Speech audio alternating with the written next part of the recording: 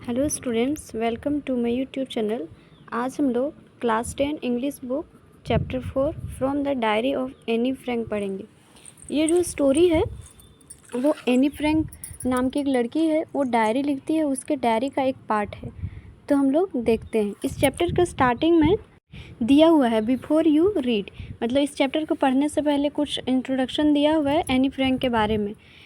एनालिस Mary any Frank जो है एक जर्मन लड़की है जो डायरी लिखती है। ये डायरी वो कब लिखती है? जब वो अपने फैमिली और अपने फ्रेंड्स के साथ अम्स्टर्डम में छुपी हुई होती है। ये डायरी एनी फ्रैंक कब लिखती है? जब वो अपने फैमिली, अपने फादर, अपने मदर्स, सिस्टर्स और अपने फ्रेंड्स के साथ अम्स्टर्डम में छुपी होती है, क्योंकि जो नाजीज लोग होते हैं वो जर्मनी पे कब्जा कर लेते हैं। ये लोग जैविस होती है और उस टाइम जर्मनी में नाजिम्स लोग कब्जा कर लेते हैं, जिसके वजह से ये लोग एम्स्टर्डम में जाके छुपे हुए होते हैं अपने फ्रेंड्स और फैमिली के साथ। ये लोग वहाँ जाकर अपने फादर का जो ऑफिस है, वहाँ पे एक सीक्रेट रूम है, वहाँ पर छुपे हुए होते हैं। 2 साल तक वहाँ छुपे होने के बाद इन लोग को कहाँ भेज दिया गया? Transported to the concentration camp. उन लोग को 2 साल तक वहाँ छुप के रहते हैं ऑफिस के सीक्रेट रूम में। उसके बाद इन लोग को कंसंट्रेशन कैंप भेज दिया जाता है। लेकिन कंसंट्रेशन कैंप में कुछ टाइम के बाद एनी फ्रैंक की मौत हो जाती है। उसके बाद उसकी फ्रेंड, मतलब उसकी सिस्टर्स की भी मौत हो जाती है और उसके फैमिली में एक सिंगल पर्सन बचते हैं, उसके फादर, जो सर्वाइव करते हैं। और जब अम्स्टर्डम से उसके फादर लौट कर आते हैं तो उसको वहाँ एक डायरी मिलता है। उनको डायरी एनी फ्रैंक के द्वारा लिखा हुआ एक डायरी मिलता है। उनको लगता है कि ये तो बेस्ट यूनिक रिकॉर्ड है, इसको पब्लिश करना चाहिए। उन्होंने उस डायरी का नाम दिया the diary of a young girl और उस डायरी को उनके फादर ने पब्लिश करवाया। ये जो डायरी उसमें कब से कब तक के लिखा हुआ था? तो 12 जून 1942 से 1 अगस्त 1944 के बीच उस एनी फ्रैंक के साथ क्या क्या हुआ था, उसको कैसे कैसे फील हो रहा था, वो सब लिखा हुआ था। उनके फादर्स ने वो पब्लिश करवाया। वो उस टाइम का सबसे बेस्ट पब्लिकेशन हो गया। उस पर मूवी बना, थिएटर में उसको दिखाया गया, टेलीविज़न में दिखाया गया। यहाँ पे एक फ़ोटो है एनी फ्रैंक का। वो कहती है कि हम हमेशा चाहते थे कि हम ऐसे ही दिखें ताकि हमको हॉलीवुड में काम मिले। आप सोच सकते हैं कि एक 13 साल की लड़की रहती है जो 13 साल में डायरी लिखना शुरू कर देती है।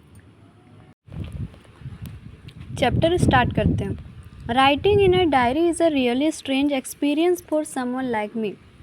वो बोलती है कि डायरी लिखना एक स्ट्रेंज एक्सपीरियंस है, मेरे जैसे लड़की के लिए तो एक स्ट्रेंज एक्सपीरियंस है।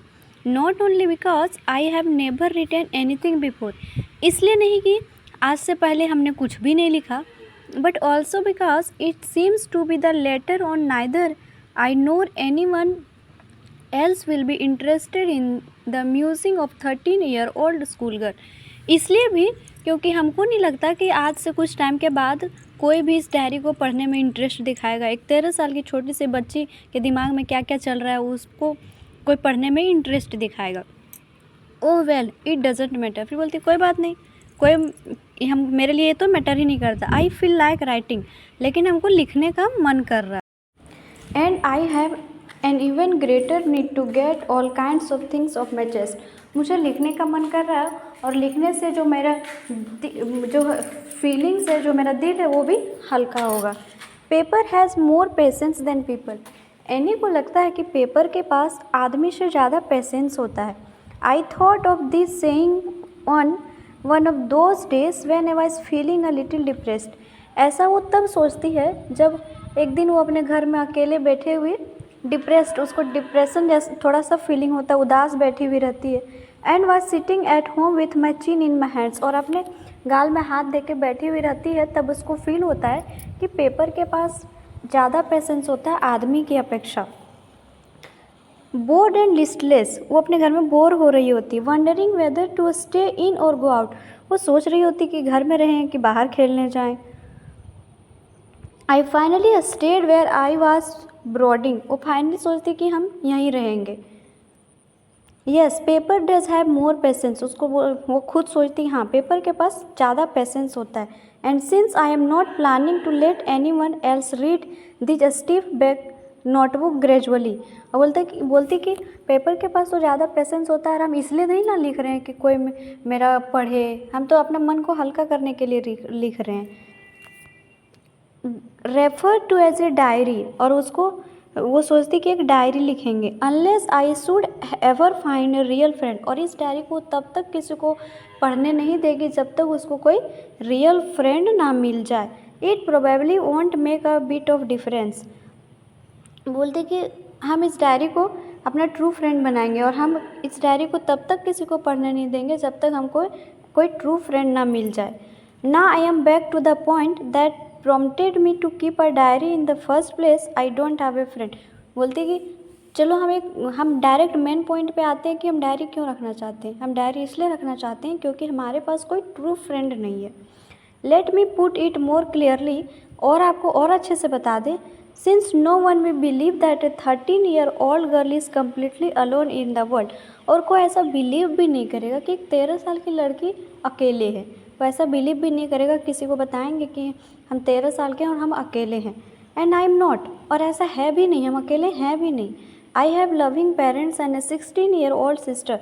मेरे पास एक प्यार करने वाला फैमिली है और एक 16 साल की मेरी बहन है। And there are about 30 people I can call friends, और ऐसा 30 लोग हैं जिसको हम फ्रेंड्स बुला सकते हैं। I have a family, loving aunts and good home. मेरे पास फैमिली है, प्यारे रिलेशंस हैं, एक प्यारा सा घर है। No one the surface I seem to have everything except my one true friend. मेरे पास सब कुछ है लेकिन एक ट्रू फ्रेंड ही नहीं है मेरे पास। All I think about when I am with friends is having a good time. जब हम अपने दोस्तों के पास होते हैं तो वो एक गुड टाइम होता है। I can't bring myself to talk about anything but ordinary everyday things तक। फिर भी हम ऐसा कोई अपना फीलिंग्स किसी से शेयर नहीं कर पाते। जब अपने फ्रेंड्स के साथ होते हैं तो गुड टाइम होता है, हम उसके साथ खेलते हैं, मस्ती करते हैं, लेकिन वैसा कुछ फीलिंग्स शेयर नहीं कर पाते। We don't seem to be able to get any closer and that's the problem. हम किसी के उतना क्लोज नहीं जा पाते, यही एक प्रॉब्लम है। Maybe it's my fault that we don't confide in each other. तो हो सकता है इसमें मेरा ही गलती हो कि हम किसी पे विश्वास नहीं कर पाते हैं। कन्फाइड मीन्स होता है to tell personal things privately to a person that one trust. अपना कोई भी पर्सनल चीज़ किसी को बताना जिस पे हम ट्रस्ट करते। तो एनी बोलती कि हो सकता है इसमें मेरा ही प्रॉब्लम हो कि हमको किसी पे ट्रस्ट नहीं होता है, हम अपना कोई भी फीलिंग्स, कोई भी बात किसी को बता नहीं पाते हैं। In any case that just how things are and unfortunately they are not liable to change.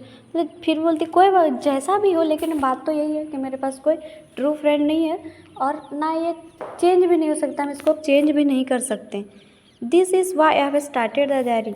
और यही वजह है कि हमको अब डायरी लिखना पड़ेगा।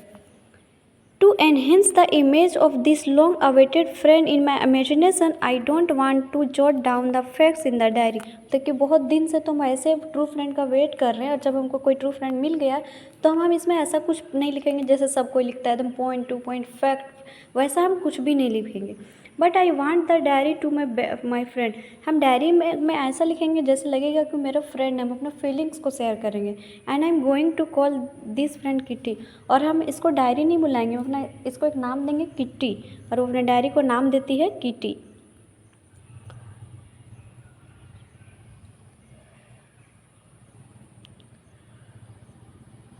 Since no one would understand a word of my stories to Kitty if I were to plunge right in। बोलते कि ऐसा अगर हम अभी से तो कुछ भी लिखना स्टार्ट कर देंगे तो कोई इस किटी के भाषा को समझ ही नहीं पाएगा कि हम क्या लिखे हैं। I would better provide a brief sketch of my life. इसलिए हम सबसे पहले अपना लाइफ का कुछ थोड़ा सा स्केच बताते हैं, ब्रीफ में शॉर्टली एक स्केच बताते हैं, ताकि जो अगर इस डायरी को कभी पढ़े तो उसको समझ में आए।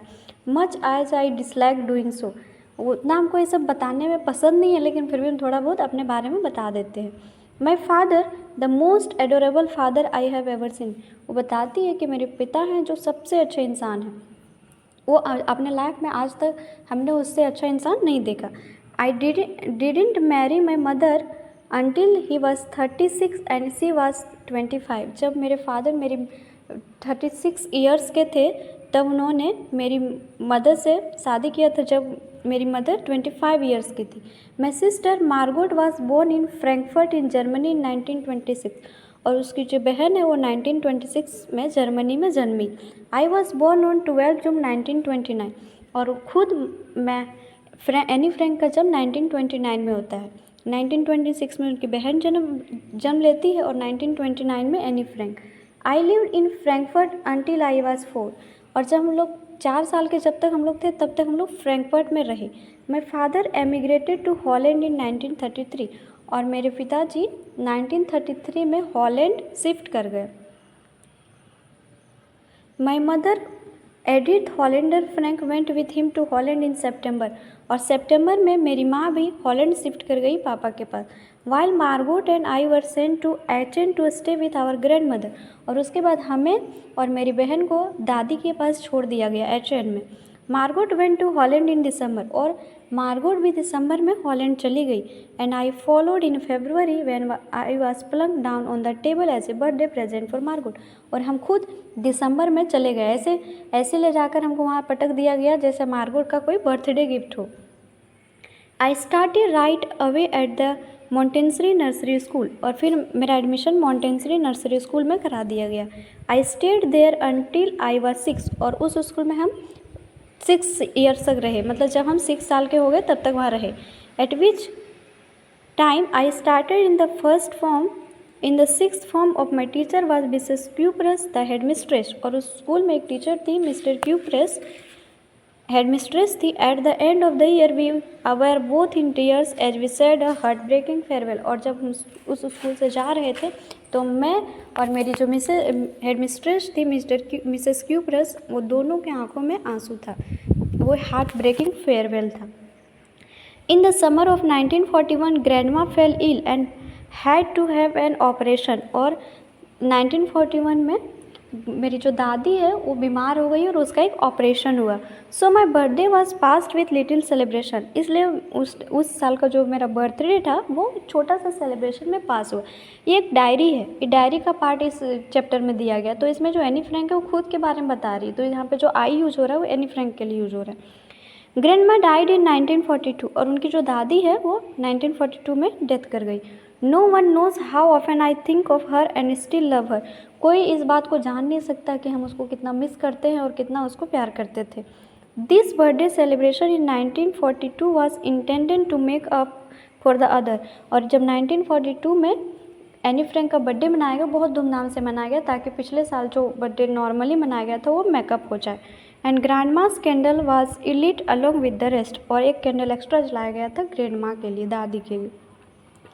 The 4 of us are still doing well, and that brings me to present date of 20 June 1942 and the solemn dedication of my diary, और ये आज का दिन है जब हम अपना डायरी लिखना शुरू करते हैं। वो डायरी में हेडलाइन देती है 20 जून 1942।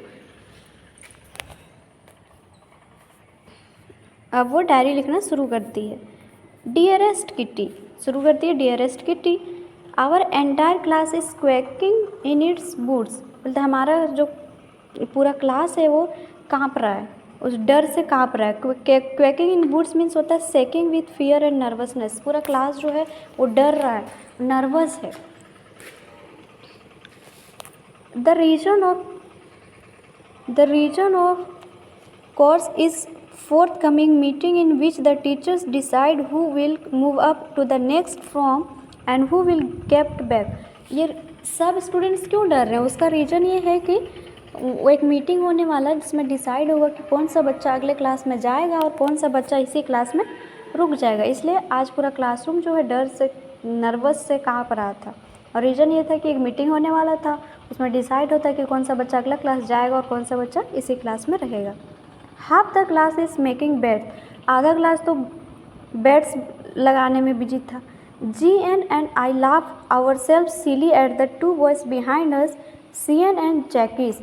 वो उसके एक फ्रेंड है GN और वो एनी खूब हंस रही होती है क्योंकि उसके पीछे जो लड़का बैठा हुआ होता है CN and Jacques, who have stepped their entire holidays saving on their bet from morning to night, क्योंकि उसके पीछे जो CN और जैकीज होता है वो सिर्फ बेड लगा रहा होता है, कि हाँ तुम पास हो जाएगा, तो वो बोलता नहीं नहीं हम नहीं, तुम पास हो जाएगा। वो पूरा वही सुन के वो जो है एनी और उसकी दोस्त हंस रही होती है।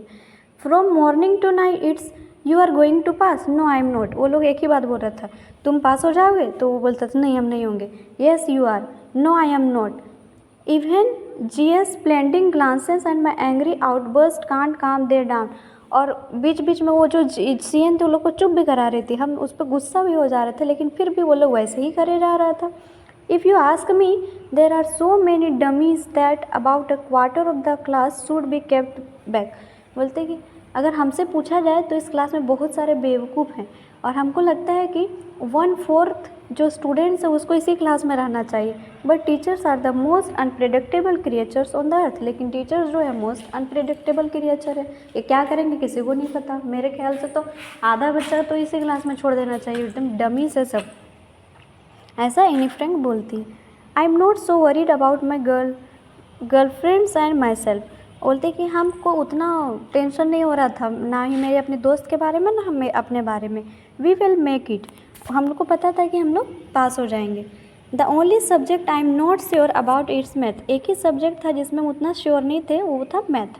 Any way all we can do it wait. कोई बात, लेकिन हम टेंशन नहीं लेंगे, हम देखेंगे जो होगा वो देखा जाएगा। Until then we keep telling each other not to lose hurt.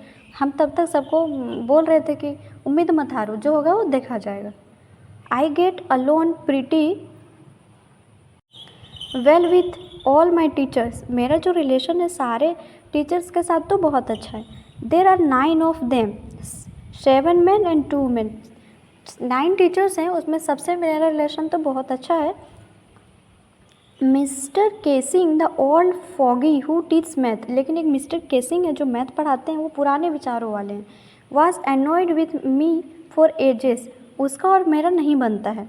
Because I talk so much. वो हमेशा हमको डांटते रहते हैं क्योंकि हम बहुत ज़्यादा बात करते हैं। आफ्टर सेवरल वार्निंग्स ही असाइंड मी एक्स्ट्रा होमवर्क। वो बहुत सारा वार्निंग देने के बाद कि चुप रहो नहीं सुन, वो सुनती ही नहीं थी। इसके वजह से उसको एक्स्ट्रा होमवर्क दिया जाता है। And essay on the subject a chatterbox. जो मिस्टर कैसिंग है उसको एक एक्स्ट्रा होमवर्क देते हैं कि तुम एक सब्जेक्ट लो चैटर बॉक्स, उस पर एक ऐसे लिख के लाओ। A chatterbox what can you write about that. वो सोचती चैटर बॉक्स इस पर क्या लिखेंगे। I had worry about that later I decided. फिर सोचती कि क्या लिखेंगे इस पर, चैटर बॉक्स पे ऐसा टॉपिक है, इस पर क्या लिखेंगे। आई jotted down the title in my notebook. फिर वो उस चैटर बॉक्स टाइटल को अपना नोटबुक में लिखती है। Tucked in my bag and try to keep quiet. और उस नोटबुक को बैग में डालती है और कोशिश करती है कि चुप रहें। That evening after I had finish the rest of my homework. उस शाम को जब उसने सब होमवर्क कंप्लीट कर लिया, द नोट अबाउट द ऐसे कॉट में आई, तब उसको याद आता है कि हमको एक ऐसे मिला है लिखने के लिए चैटर बॉक्स के बारे में। I begin thinking about the subject while chewing the tip of my fountain pen. फिर वो उस सब्जेक्ट के बारे में सोचने लगती है कि चैटर बॉक्स के बारे में क्या लिखें। पेन को चबाती है अपने दांत से उसे और सोचती है कि क्या लिखें। Any one could ramble on and leave big space between the words. तो लिख तो इसमें बहुत कुछ सकते हैं, स्पेस डाल के तो ऐसे को बड़ा भी कर सकते हैं। But the trick was to come with the convincing arguments to prove the necessity of talking.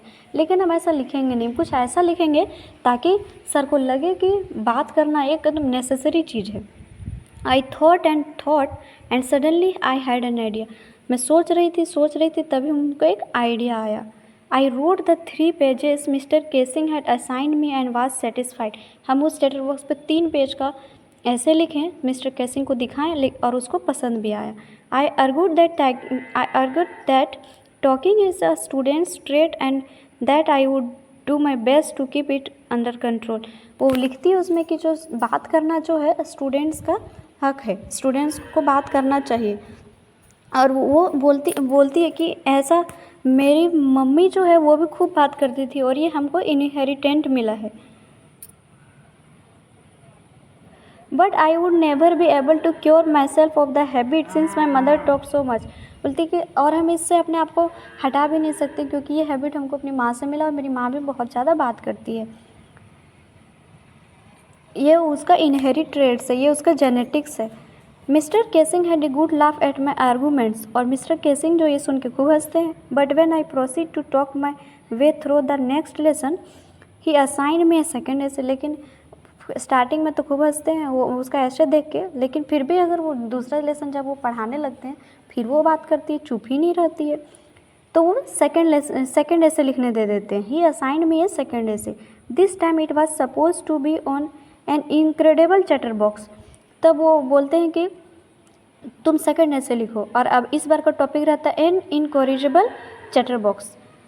इनकरेजेबल means होता है something that can't be corrected, और इनकरेजेबल मीन्स होता है ऐसा कोई चीज़ जिसको हम लोग सही नहीं कर सकते। तो वो टॉपिक देते हैं इनकरेजेबल चैटर बॉक्स पे, अब तुम दूसरा निमन लिखो। I handed it in and mister Keesing had nothing to complain about for 2 whole lesson. वो हम ले लेते हैं, और 2 लेसन तक तो मिस्टर केसिंग सुनते हैं कि बात कर रहे हैं, नहीं डांटते हैं। However during the third lesson I had finally had enough, लेकिन जब तीसरा लेसन पढ़ाने लगते हैं तो गुस्सा आ जाते हैं। Enough Anne Frank as punishment for talking in class. Anne Frank जो तुम क्लास में बात करती है उसका पनिशमेंट ये है कि राइट एन ऐसे एंटाइटल। अब वो तीसरा ऐसे दे देते हैं। Quack quack quack said mistress chatter box, मतलब तीसरा लेसन लिखो और तीसरा ऐसे लिखो क्वैक क्वैक क्वैक के बारे में। The class roared I had laugh too, पूरा क्लास हंसने लगा, मुझे भी हंसी आ गई। Thought I had nearly exhausted my ingenuity on the topic of chatterboxes बॉक्सेज। बोलती है कि मेरे पास जितना एनर्जी था वो तो हम सोच सोच के ख़त्म कर दिए थे। जो 2 टॉपिक मिला था chatterbox, incorrigible chatterbox के लिखने पे it was time to come up with something else. अब टाइम है कि कुछ और लिखना पड़ेगा। मेरे पास जो सोचने और समझने का जो एनर्जी था वो तो हम पहले से ही ख़त्म कर चुके हैं। समथिंग ओरिजिनल, कुछ ओरिजिनल लिखना होगा।